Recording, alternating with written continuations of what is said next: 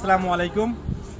আপনারা সবাই জেনেছেন মুস্তাফিজুর রহমান রেকর্ড মূল্যে দিল্লি ক্যাপিটালসে ডাক পেয়েছে আইপিএলে।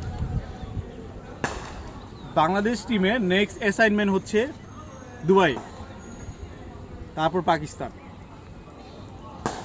বাংলাদেশ টিমের খেলা 17 এবং 19 তারিখ, দিল্লির খেলা 18 তারিখ, তারপর আরও 2টা ম্যাচ বাকি আছে।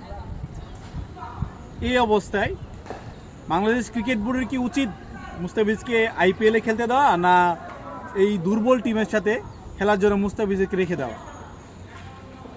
আমার ব্যক্তিগত যদি মতামত নেন, আমি বলবো মুস্তাফিজকে যেন আইপিএলে খেলতে দেওয়া হয় এবং মুস্তাফিজের জায়গায় নতুন একটা পেস বোলারকে ইন্ট্রোডিউস করা হয়, যেহেতু দুর্বল একটা প্রতিপক্ষ।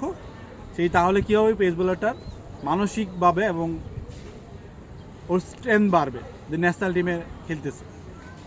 আর মুস্তাফিজকে আইপিএলে খেলতে দেওয়া। আপনাদের মতামত কি সেটা আমাকে কমেন্ট বক্সে জানাবেন। মুস্তাফিজ কি বাংলাদেশ ক্রিকেট বোর্ড আইপিএলে খেলতে দেওয়া উচিত, না বাংলাদেশের এই ট্যুরের জন্য রেখে দেওয়া উচিত? আপনাদের কি মতামত সেটা কমেন্ট বক্সে জানাবেন।